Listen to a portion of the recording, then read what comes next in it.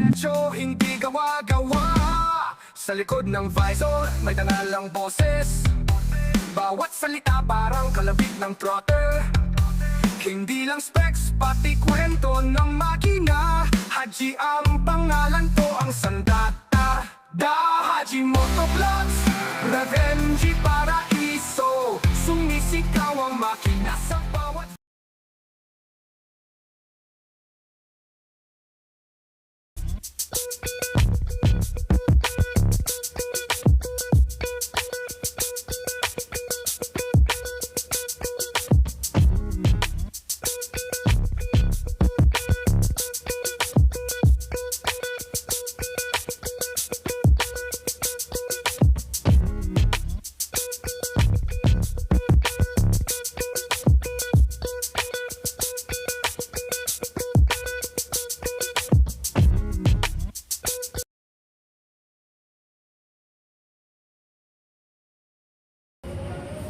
Good morning mga idol, welcome again sa ating episode ng Moto Features. At syempre meron tayo na ispatan dito sa Motopush Santa Cruz, Zambales. Ayan, may mga available sila dito na mga unit na magugustuhan nyo. Meron tayong pang business, pang forma.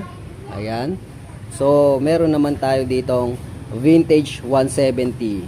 Okay, so check natin isa-isa or suriin natin kung sulit ba ito bilhin. So makikita naman natin dito sa unahan ay makikita natin bubungan sa inyo ang kanyang windshield. So very sophisticated at pang pormahan talaga ang windshield na to, na para siyang smoke lens na kulay brown. Okay, so makikita naman natin dito sa harapan classic na look na circle or round. Tapos makikita natin na LED po ang gamit nito sa kanyang headlight.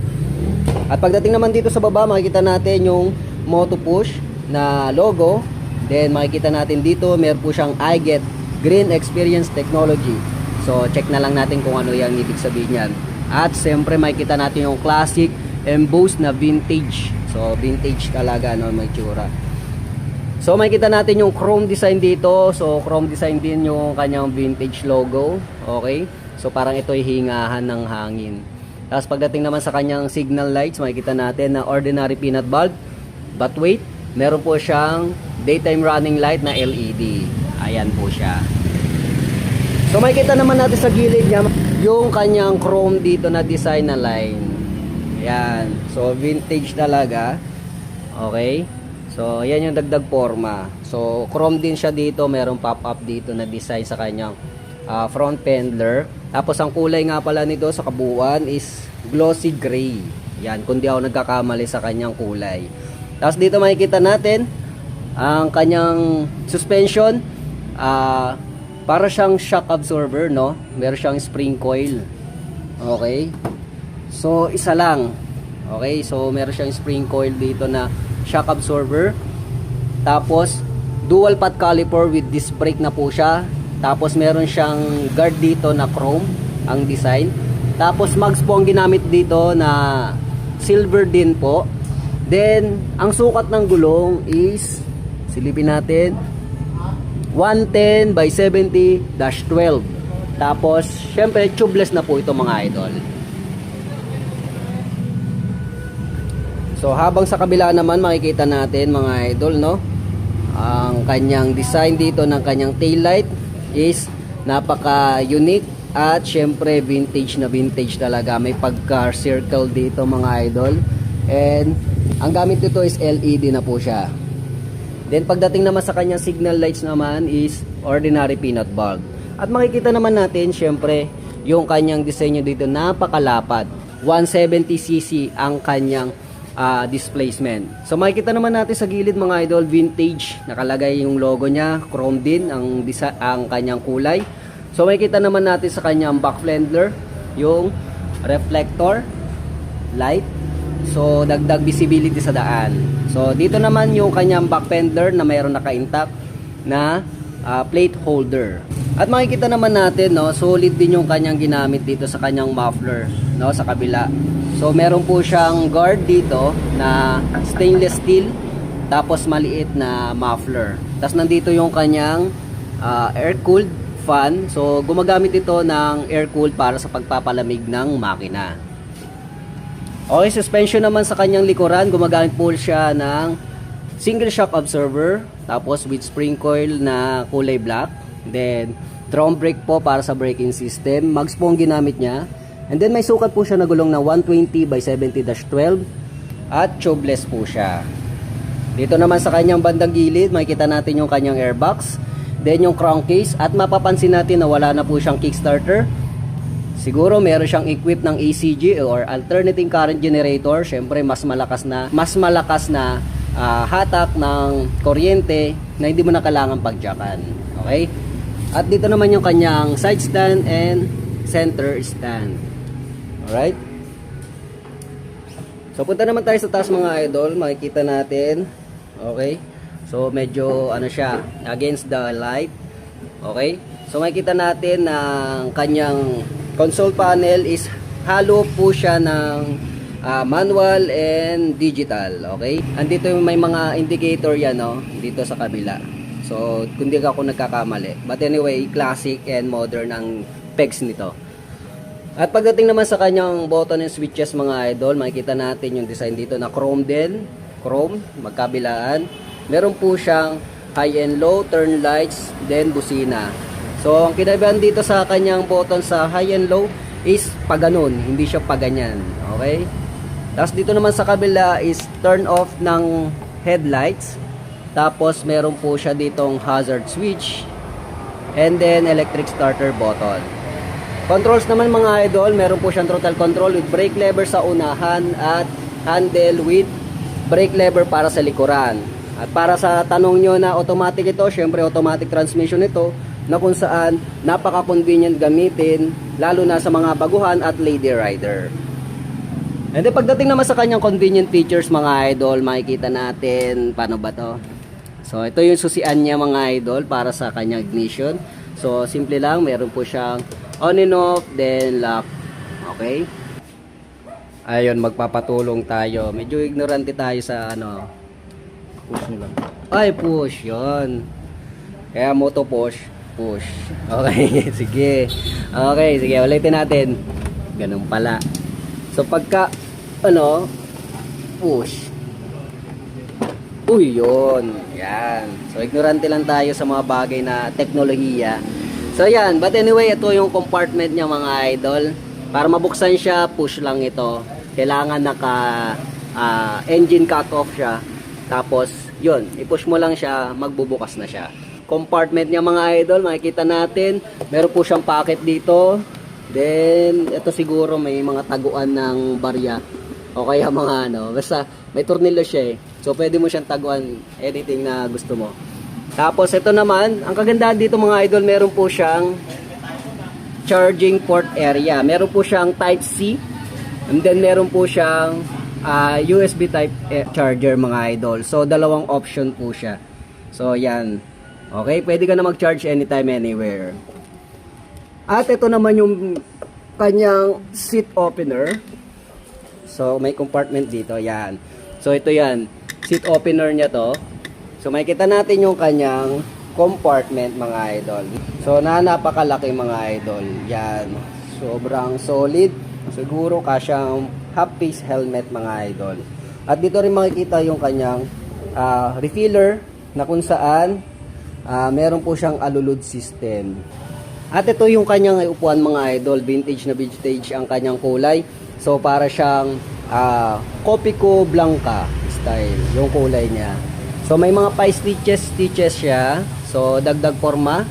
Okay, dagdag classy sa kanyang upuan. At dito naman yung backrest niya mga idol para sa pillion nyo mga idol. So same ang kulay niya, okay? So meron siyang flip in, flip out. So paano na po to, sir? Ayan, tinatanggal yan. So just in case na wala kang dala mga sir, so pwede mo siyang flip out o flip in. Yan. So napakaganda, solid din, no? So pwede mo siyang lagyan ng anything na extra baggage mo. So bukod dito sa flat footboard, meron po siyang grill type na grab bar na pwede mo siyang flip up o flip in. Tapos Ang last ko dito, yung kanyang nakita ko dito kasi yung kanyang flat footboard mga idol, no? So solid din mga idol. Meron po siya ditong rubber. Ayan. Okay? At pagdating naman sa seat height niya mga idol, check natin kung pasok ba ito sa may average height na Pinoy. Ako po ay 5'4" mga idol, no? So makikita natin mga idol, no? So lapat naman pero nakatip-2 po ang aking paa. Tapos, ang kagandahan nito, naka-upright position po ang kanyang handle. So, hindi po siya nakakangalay sa ating likuran just in case na long ride tayo. At syempre, ang kagandahan naman nito sa motor na to is napaka-head turner talaga mga idol. Kitang-kita mo pa lang, unique ka sa daan kahit marami kayong nakamotor is talagang pansinin itong itsura niya mga idol. At ang kagandahan pa nito sa long ride is 170cc po siya. Unlike sa mga ibang scooter is nasa 155 lang or 150cc ang pinakamataas.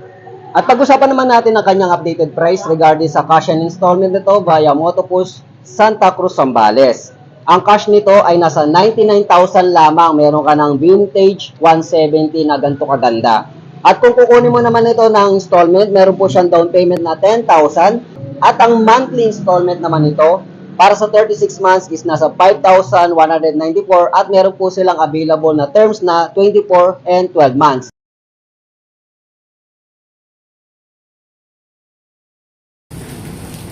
Good morning mga idol, ito nga pala si Honda Giorno at dito nga pala tayo sa Honda Guanzon Masinloc. So it's rainy days at hindi natin mapigilan. Ulan lang yan, vlogger tayo. So ito ang Honda Giorno, pakita na natin ang Giorno na to kung sulit ba ito bilhin ngayon 2025. So unahin natin yung kanyang harapan. Okay, dito sa kanyang harapan nandito yung kanyang headlight na naka-attach sa handlebar.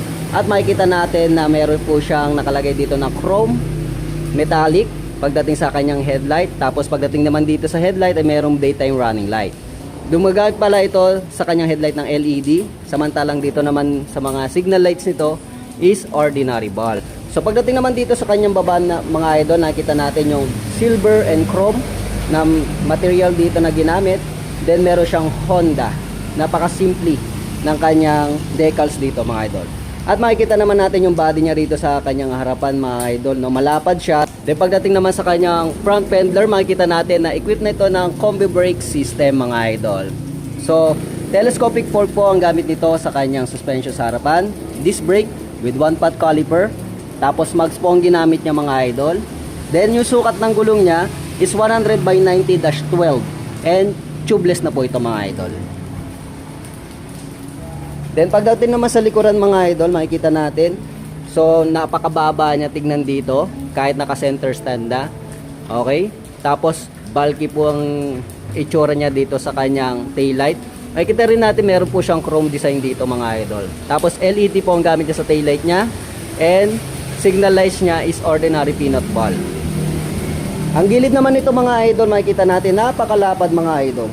Para kang bumalik sa mga nakaraan.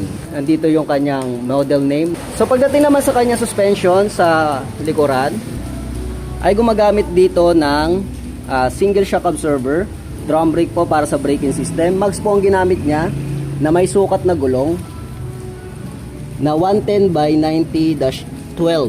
Okay, tubeless din po siya mga idol. Tapos dito naman makikita natin na napakalapad na maliit na kanyang back fender na may light reflector at dito naka-intact yung kanyang plate holder. At sa gilid naman mga idol, makikita natin yung kanyang muffler na may cover na plastic. Then yung kanyang mismong muffler is matte black po. Tapos nandito yung kanyang radiator para sa cooling system na kung saan gumagamit ito ng liquid cooled for your better cooling system ability. Okay? At isa pa sa mga maganda dito sa Giorno is para siyang wala pa siyang pillion footrest dahil napa-flip on, flip out po siya mga idol. Ayan. So sa kabilang gilid naman mga idol, ayan. So meron din siyang Giorno nakalagay, chrome din ang design niya.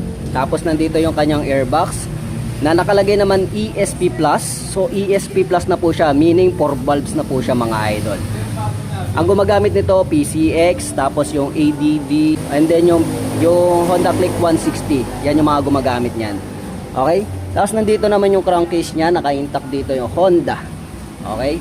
So CVT drive po siya, meaning automatic transmission po siya mga idol. Alright? Tapos nandito yung kanyang side stand and center stand.